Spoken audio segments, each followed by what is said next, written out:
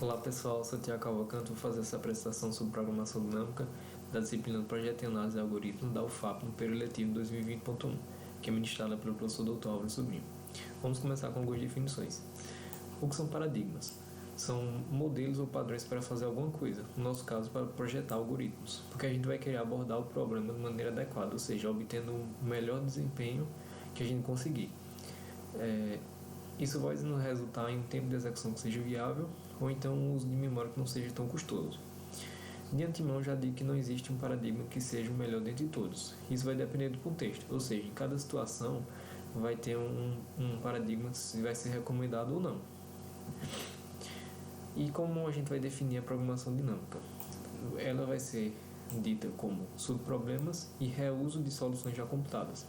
Ou seja, a gente vai pegar o problema original e vai dividir em problemas menores, mas instâncias menores desse problema, mas que são semelhantes, até a gente chegar em problemas que sejam suficientemente pequenos para a gente resolver de maneira direta. Então a gente pode dizer que a programação dinâmica também será a recursão e a memorização, porque a partir do momento que a gente resolver esse subproblema, a gente vai salvar em uma tabela essa solução para quando ela reaparecer a gente reusar ela, certo? E o que seria esse subproblema, né? Como já falei, são instâncias menores e vão ser mais fáceis de serem resolvidas do que o problema original, né? Que vai ser maior. Eles são intimamente relacionados e no nosso caso da programação dinâmica, eles vão depender uns dos outros, ou seja, os subproblemas vão poder ser sobrepostos. Ou seja, subproblemas compartilham subproblemas. Vamos imaginar aqui a sequência Fibonacci do número 7. Para calcular a sequência, a gente sempre usa os dois números anteriores, ou seja, para o Fibonacci de 7 a gente vai precisar do de 6 e do de 5. Para o de 6 a gente precisa do Fib de 5 e o Fib de 4. E assim sucessivamente até que a gente chegue nos casos básicos, né, que é a Fib de 2 e de 1. Esses seriam os casos básicos da gente. Se a gente prestar atenção, vamos ver que o Fib de 3, por exemplo, que ele aparece aqui, ele vai aparecer em outros locais. E a gente está numa divisão em conquista, por exemplo, a gente estaria resolvendo todos esse Fib de 3. E isso é um cálculo que é desnecessário, né? Já que a gente pode salvar qual seria o resultado de Fib de 3 e quando fosse precisar dele, somente retornava esse valor e já calculava. Imagina aqui o Fib de 5. A gente tem esse lado aqui, calcula o Fib de 5 e quando voltasse na recursão, teria essa chamada esperando, né? Então a gente pode realizar uma poda aqui no espaço de estados para melhorar o nosso tempo de execução. É por isso que a memorização é tão importante nessa redução de tempo. Agora a gente vai caracterizar a programação dinâmica.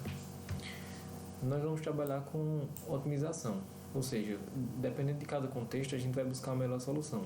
Isso vai nos dizer, o contexto vai nos dizer se é um problema de maximização ou de minimização. De maximização a gente vai ver a mochila 01 nessa apresentação. E de minimização a gente pode pensar em caminhos mais curtos, por exemplo, que é uma mistura de programação dinâmica com algoritmos gulosos. Além de pensar nesse problema de otimização como maximização ou minimização, a gente pode ver que vamos ter uma otimização do tempo, né? Visto que a gente vai ter uma redução brusca de tempo por causa do uso da memorização, né? A gente vai ter uma redução de tempo exponencial para linear.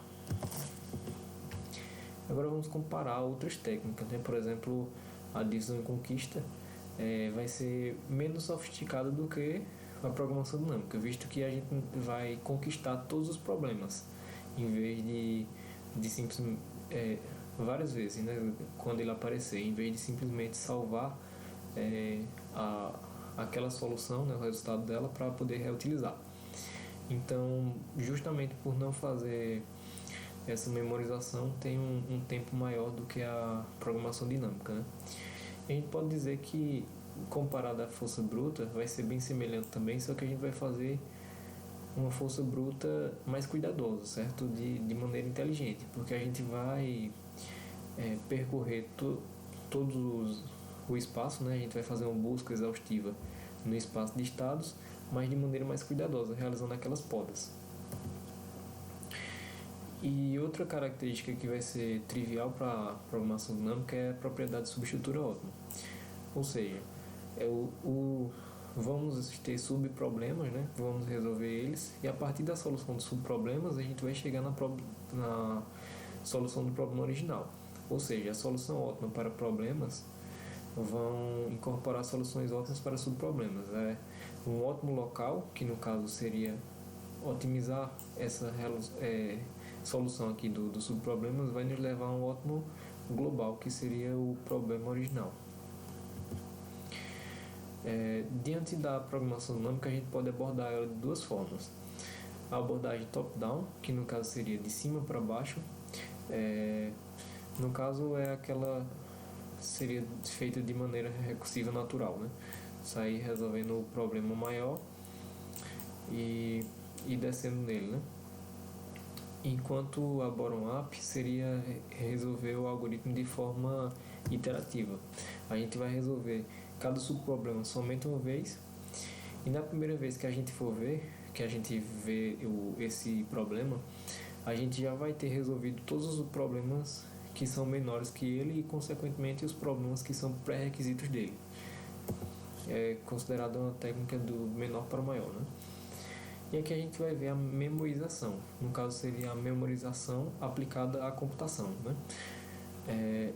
Isso daqui seria exatamente salvar o nosso resultado em uma tabela, né? Para que a gente possa consultar para reusar depois. Essa memorização a gente vai utilizar nessa abordagem top-down, visto que ela vai utilizar a recursão, então não vai ser tão eficiente como a maneira iterativa, né? Quando a gente aplicar essa memorização no top-down, a gente vai manter a mesma eficiência da abordagem de baixo para cima, né, que seria o bottom-up, mas vai usar a estratégia de top-down, né, de cima para baixo. E a gente pode considerar que essa memorização é uma permuta de tempo e memória, já que a gente vai estar utilizando memória adicional para estar salvando esses resultados, né, por exemplo, uma tabela. Mas ao mesmo tempo que a gente usa memória adicional, a gente poupa o tempo de computação, que a gente não vai estar recalculando os problemas, né? Para a gente aplicar a programação dinâmica, como já foi dito, são problemas de otimização, mas, mais específico, são problemas que vão ter a subestrutura ótima, certo? Esses dois fatores são os pontos primordiais para que a gente aplique a programação dinâmica. Subestrutura ótima, já que a gente vai poder dividir o problema em subproblemas, em que ótimos locais vão resultar em ótimos globais, e os problemas devem ser sobrepostos, certo? Eles não são independentes, porque no caso, um algoritmo recursivo ele vai poder encontrar cada subproblema várias vezes na sua árvore de recursão, em diferentes ramos. Mas numa programação dinâmica, numa design conquista, por exemplo, ele teria que conquistar todos eles. Já na programação dinâmica, quanto mais eles se repetirem, será melhor, já que a gente vai resolver só uma vez e vai tirar proveito dessa memorização, né? Dessa propriedade de sobreposição de problemas. A programação dinâmica vai ser dividida em 4 passos. Os 3 primeiros vão ser a base da programação dinâmica, né? O primeiro é caracterizar a estrutura de uma solução ótima. A gente vai definir qual vai ser essa subestrutura. Vamos identificar como podemos dividir o problema em subproblemas, e aí a gente vai construir a solução ótima partindo de soluções ótimas para esses subproblemas. A segunda etapa é definir recursivamente o valor de uma solução ótima. Ou seja, a gente vai definir o custo de uma solução ótima usando a recursão, né? Vamos dar uma solução recursiva para o problema. O terceiro passo é computar o valor de uma solução ótima. Ou seja, a gente vai calcular o custo de subproblemas e vamos aumentando o tamanho deles. Em cada etapa, esse custo vai depender das entradas da tabela já calculadas anteriormente. Então, se um subproblema já tiver vários subproblemas resolvidos, né, ele vai ter um tempo de execução maior do que se ele tivesse que resolver todos eles, né? A diferença entre esses dois, né, já que a gente vai calcular o custo entre as duas, né, calcular esse valor, é que no passo 2 a gente vai definir o custo de uma solução ótima. E o 3 vamos calcular os custos mínimos. Ou seja, o nosso passo 2 vai nos dar a recorrência do algoritmo, enquanto o 3 vai calcular, vamos dizer assim, a nível de código, né, o tempo de execução de cada função. O nosso quarto passo, ele não necessariamente é obrigatório na programação dinâmica, mas as nossas soluções, elas vão devolver o valor de uma solução ótima. Só que não vão devolver a solução propriamente dita. Então, se a gente quiser essa solução, né, como a gente chegou nela, a gente tem que estender a programação dinâmica para registrar não só esse valor ótimo que a gente calculou para cada subproblema, mas também a escolha que levou a esse valor ótimo, né?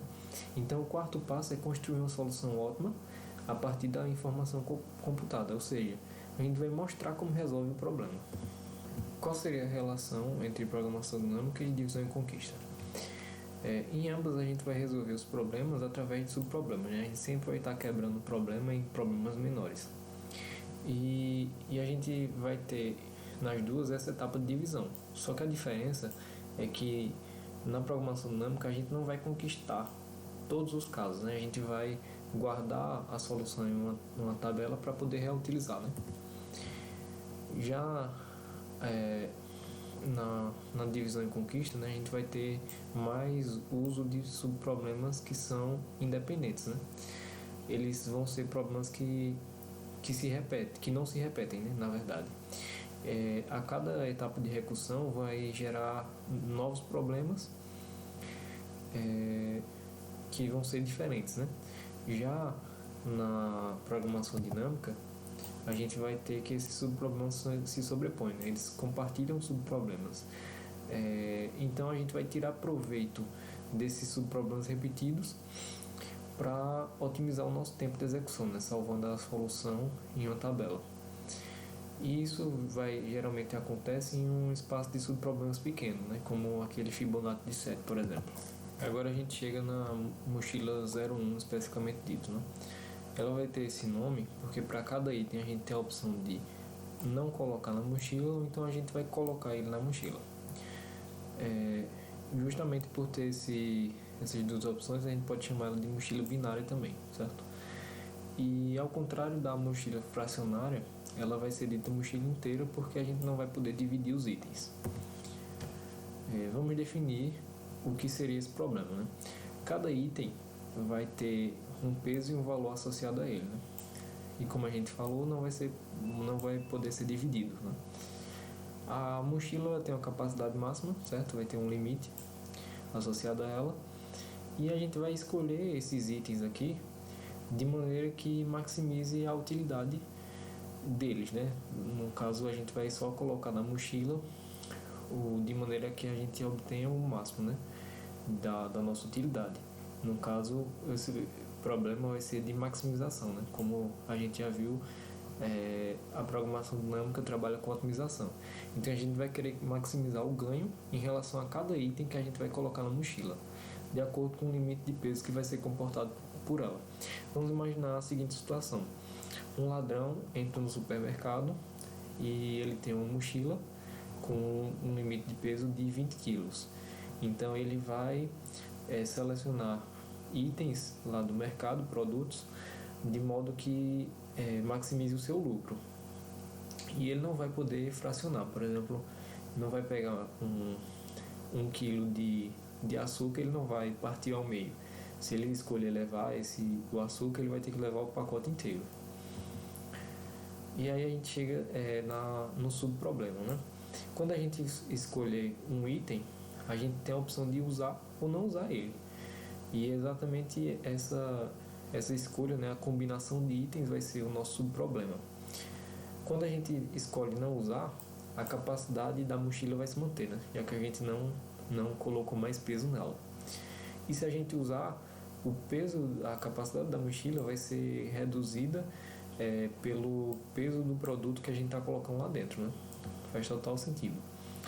E a partir do momento que a gente escolhe aquele item, né, o que fazer com aquele item, de colocar ele na mochila ou não colocar, a gente já analisou ele, então vamos restar n-1 item, né?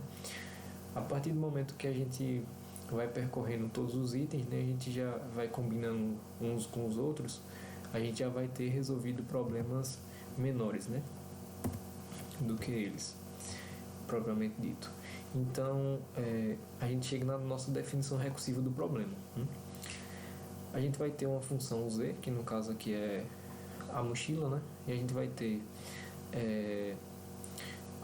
calcular a utilidade da nossa mochila, no caso o ganho, né, o lucro, para itens com a capacidade W, né? Esse aqui, W, vai ser a capacidade da nossa mochila. Aí a gente tem duas condições de contorno que vão ser o nosso caso base, né? Essas etapas daqui. Ela vai ser o Z, né, nossa função, para quando a gente não tiver espaço. Então, quando não tem espaço na mochila, aí a gente vai colocar 0, né? Vai dizer que não fez nada na mochila, já que a gente não tem espaço. E se a gente não tiver mais itens a serem colocados, né? É o nosso segundo caso base, a gente também vai colocar 0 na nossa solução, né? Já que a gente não tem um item para colocar. Então, esses dois são os nossos casos base, né? Quando W é igual a 0 ou I igual a 0. Quando isso não ocorre, né, no nosso caso contrário, a gente vai ter a nossa função maximizando as duas escolhas, ou não levar o item ou levar o item. No caso de não levar o item, o nosso W vai se manter, né, a nossa capacidade, mas a gente vai ter menos um item para analisar. E se a gente quiser levar o item, a gente vai ter menos um item para analisar também, mas a gente vai reduzir a capacidade atual da mochila, né, pelo peso que a gente está adicionando lá dentro. Além disso, a gente vai ganhar, vai obter, né, o lucro associado a estar colocando aquele item na mochila, né.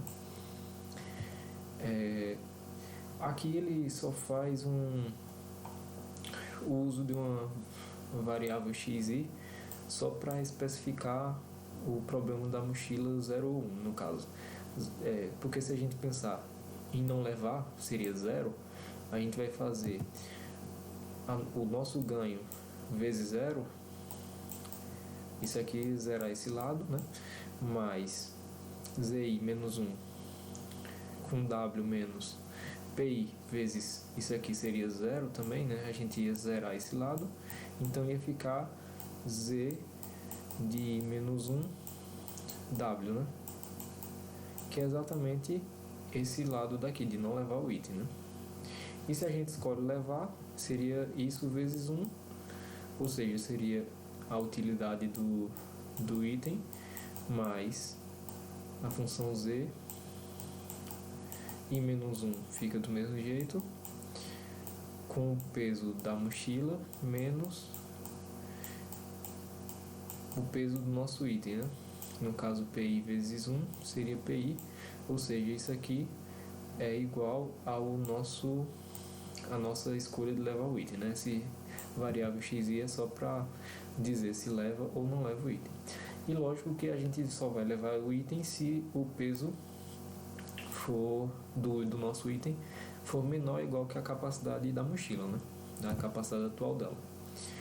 Aí a gente pode definir a recursão como se W for 0 ou igual a 0, a gente vai ter o valor 0 no nosso caso base, senão a gente vai fazer uma função tirando o máximo dessas duas alternativas aqui, essas duas escolhas, né? Ou não levar o item, ou levar o item, né? Como a gente está querendo maximizar, é um problema de maximização, a gente faz essa função máxima aqui, que vai retornar o maior dentre esses dois valores, né? E o nosso problema a gente quer encontrar a utilidade máxima para N itens e a capacidade máxima da mochila, né, que aqui está sendo descrita como B. Agora a gente vai analisar o pseudocódigo da abordagem bottom-up, ou seja, de baixo para cima, do menor problema para o maior. A gente vai começar criando uma matriz N por W, ou seja, N itens por uma capacidade W da mochila e vamos inicializar a primeira linha, a primeira coluna como sendo 0, já que esse aqui é o nosso caso básico. Ou a gente não vai ter itens para fazer escolha, ou a gente não vai ter espaço na mochila. Se a gente tiver item e tiver espaço, então a gente vai cair nesse caso aqui, né? O produto, o item, ele pode caber na mochila ou não caber. Se ele couber, a gente vai analisar esse caso. Se não couber, a gente vai para esse segundo. Então, se ele não cabe na mochila, então quer dizer que a gente vai manter a configuração anterior da mochila, certo? A gente vai reduzir a quantidade de itens e vai manter a configuração anterior, visto que a gente vai ter um subproblema anterior que era uma solução ótima, né? A gente só vai manter ele e vai iterando, né? Se ele couber, né, a gente vai ter duas opções: ou a gente vai usar ele ou não usar.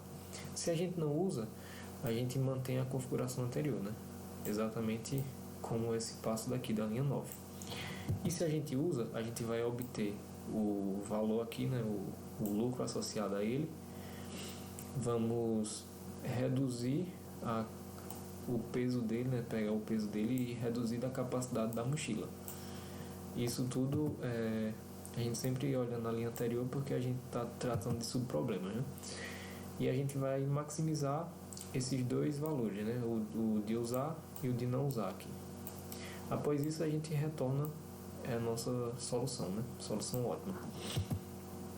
Como a gente tem um for mais externo que vai tratar dos itens, vai chegar um ponto da iteração que qualquer coisa que usava menos itens já vai ter sido resolvida.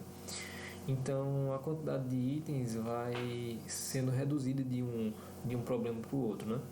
Então certamente um problema que tem menos itens, ele vai ser menor do que um problema que tem mais itens, né? Ou seja, a gente acaba criando a estrutura de subproblemas, né? Agora vamos resolver uma instância do nosso problema. Considere a seguinte mochila: ela vai ter capacidade 6 e 6 itens, ou seja, vamos criar uma matriz 6x6, né? 36 células. E cada item vai ter esse peso e o valor associado, né? Para o nosso primeiro passo, a gente vai criar a tabela. E aí, como a gente vamos iterar sobre os itens, começando pelo item 0, né? Ou seja, a gente não tem item, então é no caso base, né? A gente sempre vai preencher aqui com 0, então, que a gente não vai ter um valor associado já que não tem item. O mesmo aconteceria para essa coluna aqui, né? Primeira coluna, que é a da capacidade, ela vai ser preenchida com 0. Mas vamos fazer o passo a passo. Primeiro preencheria isso aqui com 0, né? E aí a gente vai iterar para o próximo item. No caso, o item 1. A gente vai analisar ele. Tem peso 1 e valor 2. Então, pode colocar o item 1 na capacidade da mochila 0? Não. Então, simplesmente, se não tem espaço, copia a configuração anterior. A gente vai para cá. Agora tem espaço. Qual é mais vantajoso? Colocar esse item ou repetir a configuração anterior? Aí a gente vai fazer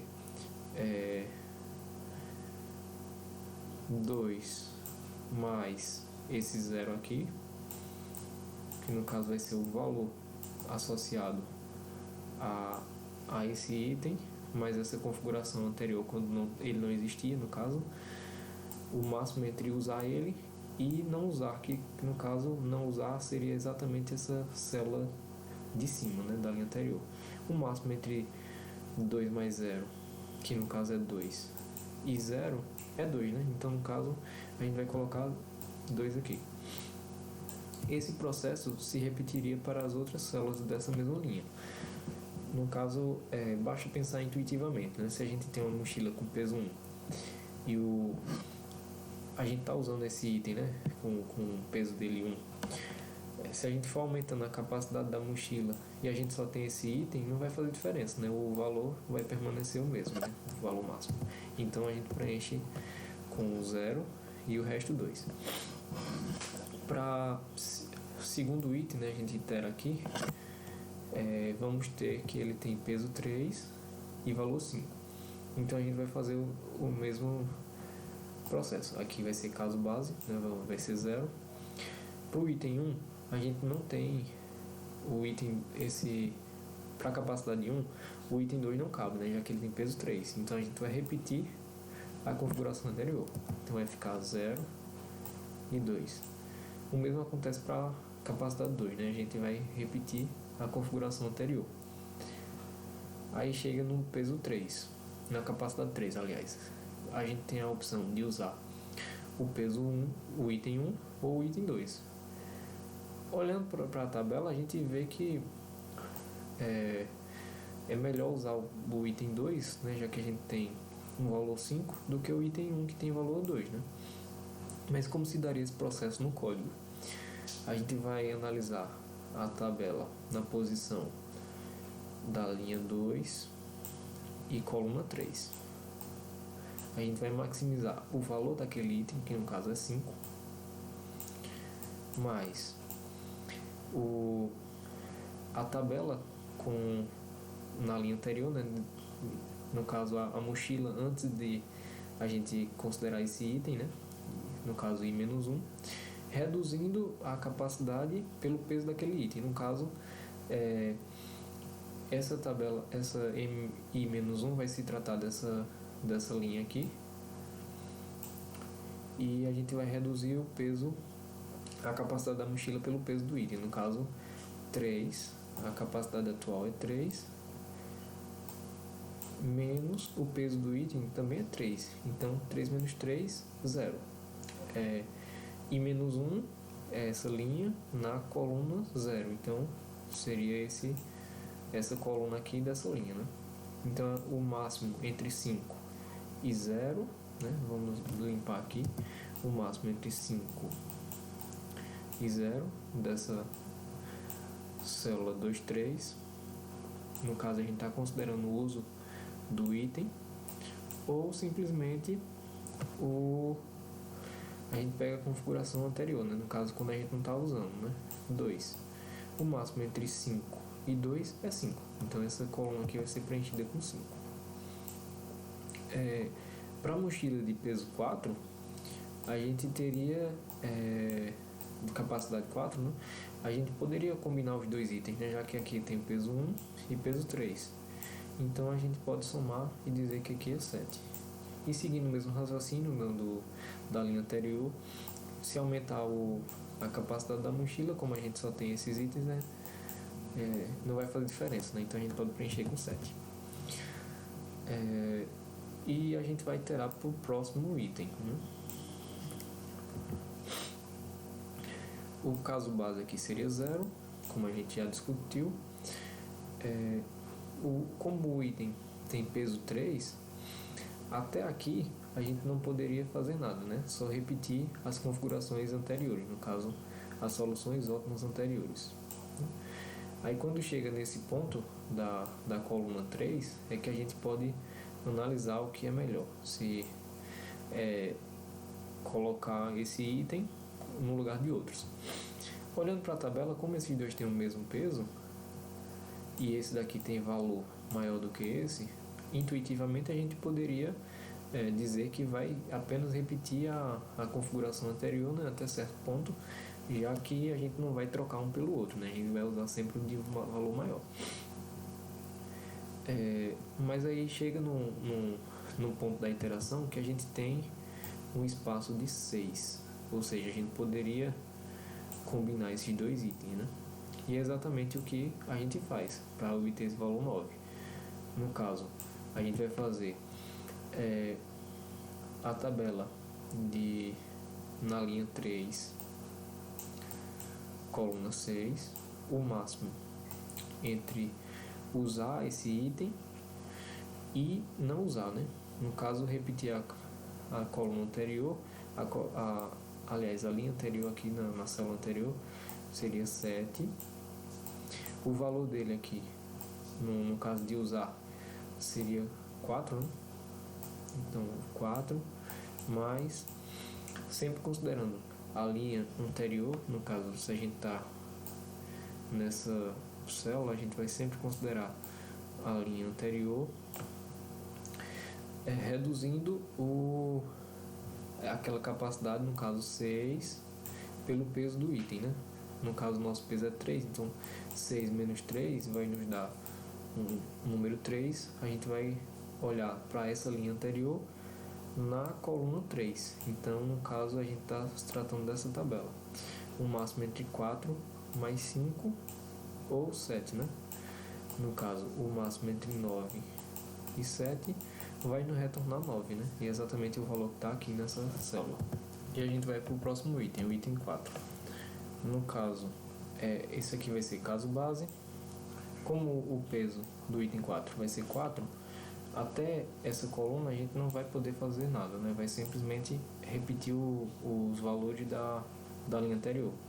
Então, quando chega nesse ponto, a gente vai maximizar na célula 4,4 o valor associado àquele item, no caso o valor é 6. A gente vai comparar sempre na linha anterior, que no caso aqui vai ser a linha 3, a capacidade da mochila menos o peso associado àquele item. No caso, 4 menos 4, 0. Capacidade 0, então aqui seria essa célula, né? Então, 6 mais 0 ou a configuração anterior, que no caso é 7, né? A configuração anterior seria essa, já que a gente está nessa célula aqui. Então, entre 6 e 7, o máximo é 7. A gente vai para a próxima capacidade, né? No caso seria 5. Então, a gente faz 4 mais... Aqui a gente vai comparar 5 menos 4, né? Nos dá a capacidade 1, que no caso vai ser essa célula aqui, né? Então, 4 não. 4 é o peso dele, né? Vai ser 6 mais 2 ou a linha anterior, que no caso é 7. Então, vai ser o máximo entre 8 e 7.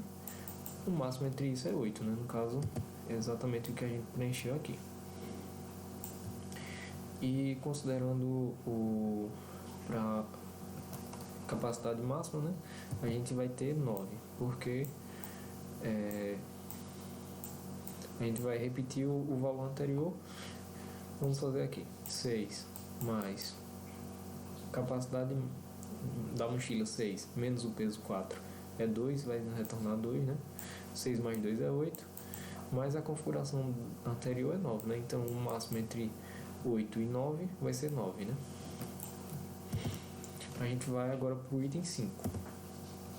Caso base vai ser 0. Como o item tem peso 5, até a mochila com capacidade 5, a gente só vai repetir as configurações anteriores, né? Aí quando chega nessa capacidade 5, a gente vai analisar. Ele tem valor 5, então a gente vai colocar 5 mais na linha anterior a capacidade da mochila menos o peso, no caso é 5. Menos 5 vai ser 0, da linha anterior é 0. Então 5 mais 0 ou a configuração anterior, que no caso é 8. O máximo entre 5 e 8 vai ser 8. Então a gente simplesmente repete aqui embaixo, né? E aí aumenta a capacidade da mochila para 6. E vamos fazer novamente. O valor 5 mais 6 menos 5 vai dar 1, que no caso vai ser essa célula daqui. Então 5 mais 2 e não mexer em nada, no caso que vai ser a célula anterior 9, 7 e 9, o máximo é 9, então a gente simplesmente repete. Agora a gente chega no último item, né, o item 6. Então a gente vai fazer o caso base, que vai ser 0, e ele tem um peso 5, então até aqui a gente não vai poder fazer nada, só vai repetir, né? Então vai ficar 2, 2, 5, 7. Aqui é que a gente vai tentar maximizar ou não, né? Aliás, tentar usar ou não, e vai tirar o máximo disso. Então ele vai ter valor 8, então a gente vai repetir aqui 8 mais na linha anterior subtraindo o peso, no caso 5 menos 5 é 0, né? Então seria isso aqui. Aliás, a gente tá nessa parte de baixo, né? Então seria isso, e no caso é 0.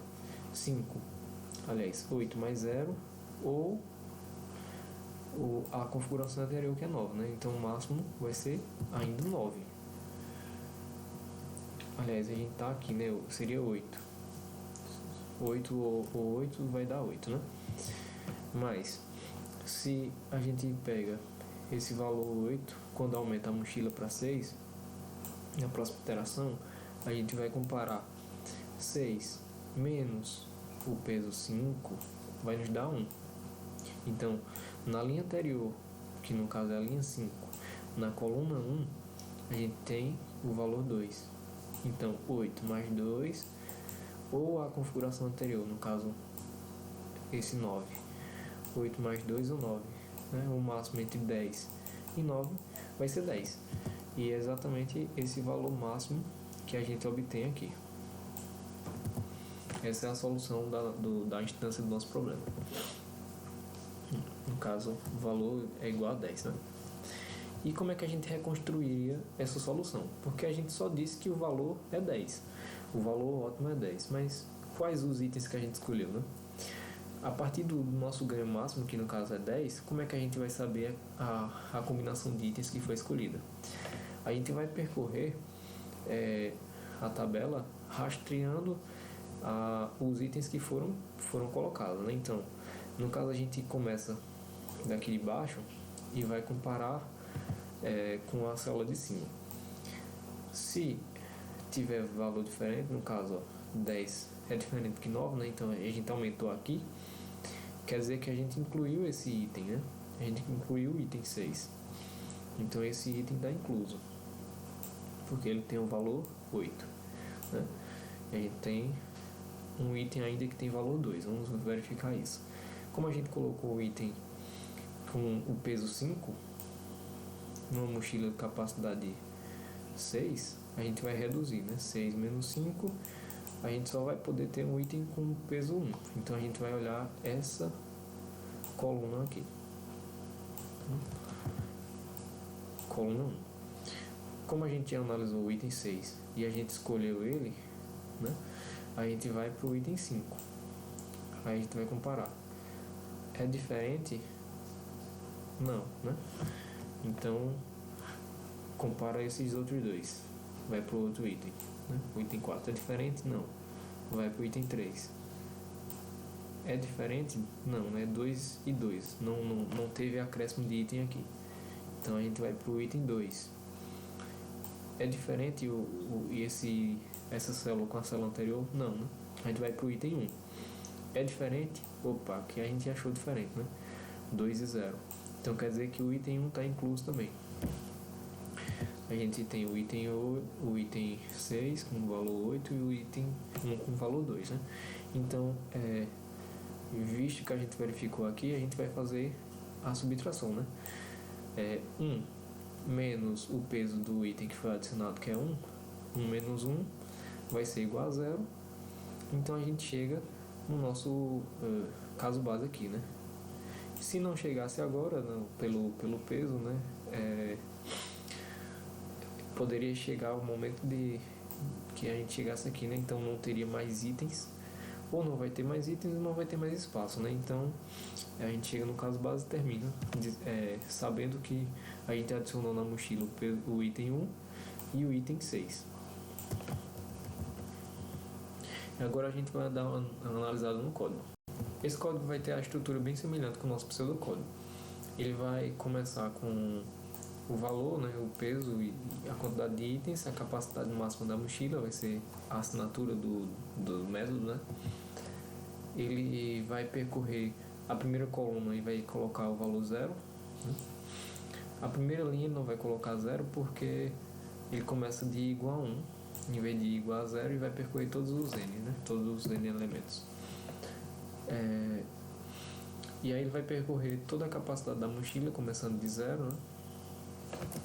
E vai fazer a verificação daquela condição. Se o peso não do elemento, né, que a gente está colocando do item, não extrapolar o peso disponível da mochila, então a gente tem duas opções, né? Ou vai não usa o elemento, ou então a gente vai usar, né? E aí tem, se usar, vai ter o ganho daquele valor, né? Mas a gente vai reduzir a capacidade da mochila. Senão a gente vai manter a configuração anterior, né? E sempre reduzindo a quantidade de itens, a gente está comparando com a linha anterior, né? Se não extrapolar, aliás, se extrapolar, a gente só vai manter a configuração anterior, né? Como a gente já tinha visto essas condições, né? O caso base, se a condição de extrapolar, né? E se não extrapolar, a gente tem duas opções, né? Ou não usar, ou então a gente usa. E vai tirar sempre o máximo disso, né? E ao fim do algoritmo a gente vai retornar essa solução. A gente viu uma abordagem bottom-up, mas se a gente quisesse usar a abordagem top-down, também seria possível. Mas a apresentação ficaria um pouco longa, então eu preferi por apresentar só uma das abordagens. Só que em qualquer uma das duas, o tempo de execução seria o mesmo. Só que diferente da abordagem bottom-up, né, a gente vai começar de baixo para cima, né? Aliás, de cima para baixo. Como na abordagem bottom-up a gente começa daqui e vai percorrendo até chegar nesse solução ótima, na abordagem top-down a gente começaria dessa célula e dizer, opa, como é que eu preencho esse valor? Vai precisar, por exemplo, comparar esse e esse outro valor aqui. Então ele vai resolver. Mas para resolver esse, vai precisar comparar esse e esse outro valor, por exemplo. Enquanto a bottom-up a gente vai precisar preencher toda a tabela, na top-down a gente vai só preencher alguns valores específicos. Agora a gente vai analisar os tempos de execuções de cada uma dessas abordagens, né, aqui. Comparando com a força bruta, né, a gente vai ter duas possibilidades para cada item, né? Ou vamos incluir ou não, e a gente tem n itens, ou seja, a gente vai ter 2 elevado a n possibilidades, né? Como a gente vai ter que percorrer todas essas possibilidades, a gente vai ter um tempo aqui que é exponencial, né? No nosso pior caso, a gente vai ter O de 2 elevado a n. Com programação dinâmica, a gente vai deixar de recomputar alguns subproblemas, né? Então a gente vai ganhar um certo tempo em relação a esse, né? Como a gente vai percorrer o espaço de soluções, mas de uma maneira mais inteligente, né? Já que a gente vai utilizar a memorização, visto que a gente vai resolver esses subproblemas e vamos guardar as soluções na tabela, né? A gente vai resolver só apenas uma vez, né?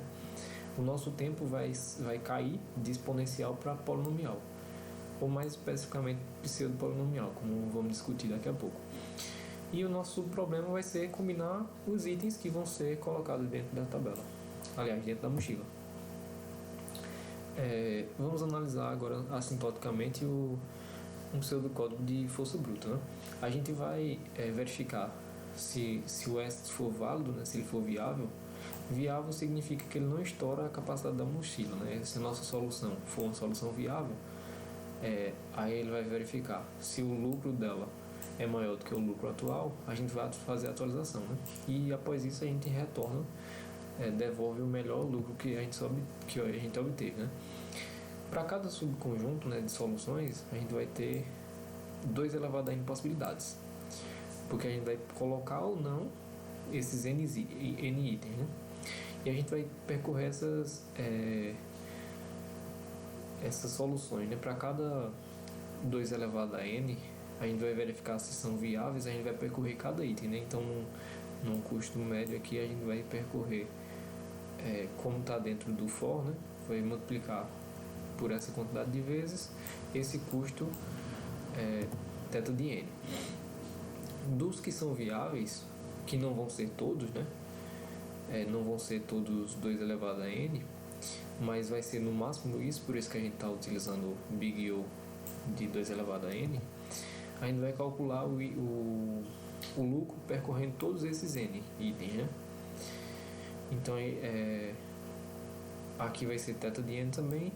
Então, o tempo de execução do nosso algoritmo vai ser um tempo exponencial, né? Dado por θ de 2 elevado a n vezes n. A gente pode omitir essa constante dependendo do tamanho do problema. E se a gente for resolver sem utilizar a programação dinâmica, né? Com abordagem recursiva aqui, por exemplo, em divisão e conquista. Como é uma abordagem recursiva, a gente vai analisar através da recorrência. Então, o tempo aqui para fazer esse caso base seria constante, né? O tempo constante 1. Então, na recorrência, a gente coloca aqui tempo constante 1. E vamos ter 3 funções que vão utilizar a recursão, né? Que seria, no caso, se o peso, se o peso daquele item não couber na capacidade da mochila, né? A gente vai retornar a mochila anterior, né? A solução anterior. Então, no caso, é só retornar aqui. Se couber, a gente tem 2 opções, né? Ou a gente vai usar ou não. Se a gente não usar, a gente vai retornar a mochila anterior, né? Mas se a gente usar, a gente vai novamente reduzir a quantidade de itens, mas reduzir a capacidade atual pelo peso daquele item, né? Então, essa recorrência, se a gente resolver, ela vai dar o resultado de Big O de 2 elevado a n, né? Não é uma otimização comparada à força bruta, né? Mas se a gente utilizar a programação dinâmica, no caso a gente vai ver aqui o bottom-up, mas como comentamos, o top-down seria o mesmo tempo de execução. Esse tempo vai depender exatamente do tamanho da tabela, né? Porque a gente vai percorrer cada célula para preencher ela. Então, aqui para criar a matriz seria um tempo constante 1. Para percorrer até W, a gente vai ter um θ de W, percorrer até Tn, θ de N. No caso, a gente só está inicializando, né? Isso aqui seria tempo constante também. A gente está percorrendo o for aqui até N, então vai ser θ de N. Como a gente tem um for aninhado, né? Percorrendo até W, então vai ser multiplicado θ de N por θ de W. E tudo que está aqui dentro vai ser tempo constante, então a gente não vai considerar, ficando um resultado do algoritmo θ de N vezes W, né? Só que esse W a gente pode escrever ele como sendo log de 2 elevado a log de 2 log de W na base 2, né? 2 elevado a log de W na base 2, que é exatamente W, né? São 2 formas de escrever o mesmo problema. Aliás, a mesma letra aqui, né, no caso, mesma variável. Só que dessa forma a gente está escrevendo em função do tamanho da entrada, que no caso seria esse log de W. Então, um pedaço vai estar exponencial, que no caso é isso aqui, e um pedaço não está, que no caso é o N. Então, ele não vai ser nem totalmente exponencial, nem totalmente polinomial.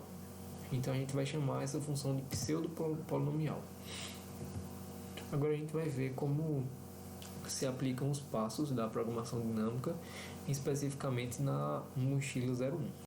O primeiro passo é caracterizar a subestrutura ótima de uma solução. Então, a partir da solução de subproblemas de uma maneira ótima, a gente vai chegar na solução do problema global, né? Então, como é que a gente pode dividir isso em subproblemas? A gente vai escolhendo os objetos, né, os itens de 1 até n, considerando o limite máximo, né? Mas a gente também vai iterando sobre a capacidade, né? A gente vai analisando a capacidade pouquinho em pouquinho. Então, a gente vai considerar essa função aqui, M, né? Que no caso vai ser a mochila, e ela vai ser iterada de 1 até n, né? Com aquela restrição W. Vamos ver como é que funciona, né? O subproblema nessa função, né? No caso, a gente vai considerar S como sendo a solução ótima para o nosso problema. E a gente tem do item 1 até o item N, né? E a gente tem que o item N pode ser incluído ou não, né? No caso, a gente pode representar a solução para isso como é um estilo binário. A gente poderia dizer para o item 1, por exemplo, se a gente inclui o item 1 e o item N, a gente colocaria 1, aí a gente não inclui o item 0, o 2, então 0, e aí inclui o item N, a gente poderia retornar um array, né, um vetor, com esses números zeros e uns para representar quais itens foram inclusos, né? Então, se a gente considerar que o item N não foi incluso, a gente tem essa seguinte situação. A gente vai do item 1 até o item N-1, considerando que isso deve ser uma solução ótima para a nossa função, reduzindo o N, né? Já que a gente não colocou o item N. A gente vai reduzir a quantidade de itens, né? Então, para toda sequência que vai formar subproblemas, a gente vai obter uma solução ótima. Essa solução ótima, ela deve existir, né? Então, a partir do problema da nossa solução desse subproblema, a gente vai chegar a uma solução ótima global, né? Para o item 1, item 2 até o item N, né? Considerando que ele não foi incluso, né, nesse caso. Mas a gente tem a opção de que ele tenha sido incluído também, né, na mochila. Mas de qualquer forma, essa solução anterior, né, até o item N-1, ela também tem que ser uma solução ótima, né? Só que aí o nosso M vai ser diferente, né? Ele vai ser reduzido a quantidade de itens, mas se a gente incluir o item N, a gente também vai reduzir a capacidade da mochila, né? Já que a gente está utilizando uma parte dela, a gente vai reduzir a capacidade dela pelo peso do nosso objeto N, já que ele está sendo incluso, né? Então a gente vai excluir o peso do objeto que a gente já selecionou, porque ele já vai fazer parte da nossa solução, né? Para simplificar isso, a gente vai considerar que S é uma solução ótima para os nossos itens, né? Para a capacidade daquela mochila. Então a gente vai ter duas possibilidades. Ou ele vai pertencer, o nosso item pertence à solução, ou ele não pertence, né? A gente vai considerar que S vai ser ótimo. Porque se a gente tirar esse item I, o que vai sobrar são itens que vão funcionar como solução ótima quando a gente tinha menos espaço e também nem tinha esse item disponível.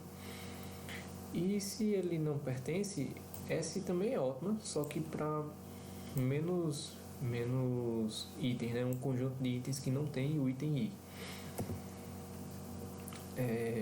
E a nossa propriedade de substituir ótima, como é que define isso, né?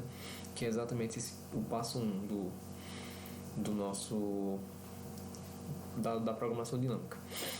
A gente vai dizer que a gente tem várias mochilas que vão compor o problema original até a gente atingir o tamanho da mochila, vamos dizer assim, completa, né?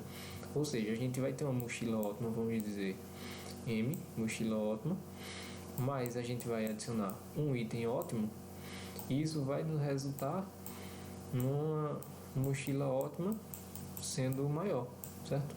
Se a gente tem uma mochila ótima com um item que vai ser adicionado, o máximo, né, dele vai ser adicionado não, mas a gente vai reduzir a quantidade de itens, né? Então a gente vai ter na próxima iteração uma mochila ótima também. A gente vai manter, né? E isso a gente pode ver aqui considerando, por exemplo, a exclusão do item 6, né? Se a gente exclui o item 6, a gente vai ter uma solução ótima ainda aqui para o 9, né? O nosso subproblema ainda gerou uma solução ótima. Agora a gente vai ver o passo 2, né? Que é definir recursivamente o problema. Ou seja, a gente vai definir como o problema deve ser solucionado através da computação do máximo dele, né? No caso, a gente vai considerar M e W, que vai fornecer o valor daquela célula, né? A gente vai preencher esse valor com o item e vai ser a linha, né? A coluna vai ser dada pela capacidade atual da mochila naquele momento, o limite atual de peso, né? A gente vai sempre maximizar, porque a gente vai considerar o máximo quando inclui e quando não inclui o elemento, né?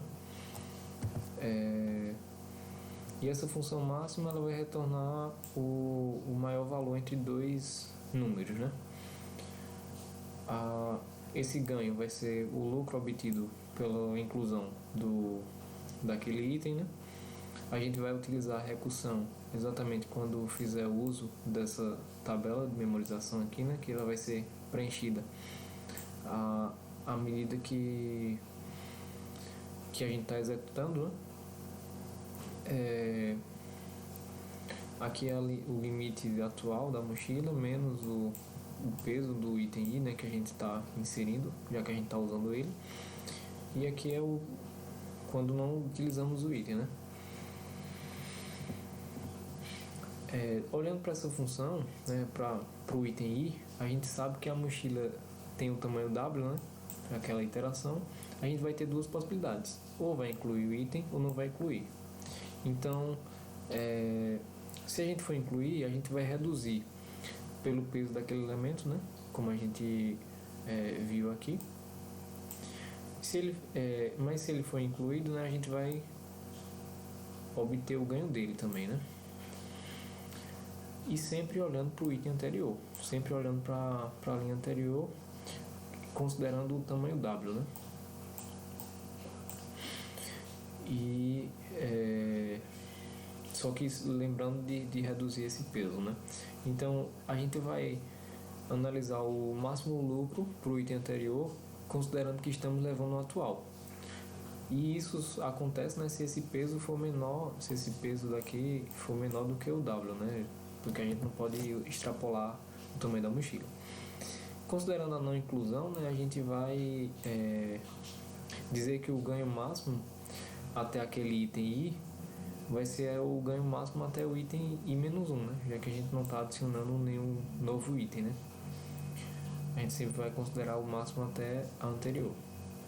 Na terceira vai ser o cálculo do custo, ou seja, uma análise assintótica, podemos dizer assim, né? A gente vai determinar o tempo de execução de um algoritmo de programação dinâmica. Ele vai depender do produto de dois fatores, que no caso o número de subproblemas que a gente vai ter e quantas escolhas a gente pode fazer para cada subproblema, né? Como a gente viu, em essência o nosso problema da mochila 01 é exponencial, né? Porque ele vai ter 2 elevado a log de W. Então, o UN é que é polinomial, então a gente pode dizer que ele é pseudo-polinomial, né? O quarto passo seria construir a solução ótima. Como a gente viu, seria dizer quais itens vão compor a nossa solução, né? No caso, vamos retornar a lista, no caso, por exemplo, como eu disse, poderia ser o item 1, 0 não foi incluído, né? O item 1 não foi incluído, o item 2 foi incluído, aí nem o item foi incluído,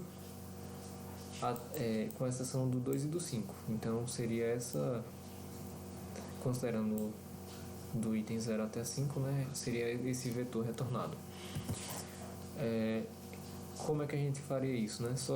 Basta percorrer a tabela de memorização, rastreando quais itens foram escolhidos, né? Como aquele passo a passo de verificar se a diferença entre uma célula da tabela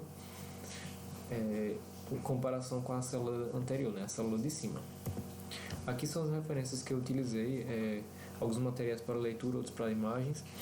Esse é o PDF disponibilizado pela aula do professor, o livro do Corman, que foi a base principal, junto à aula, e alguns links do YouTube que também ajudaram a formar essa apresentação. Obrigado por assistir, eu espero ter contribuído.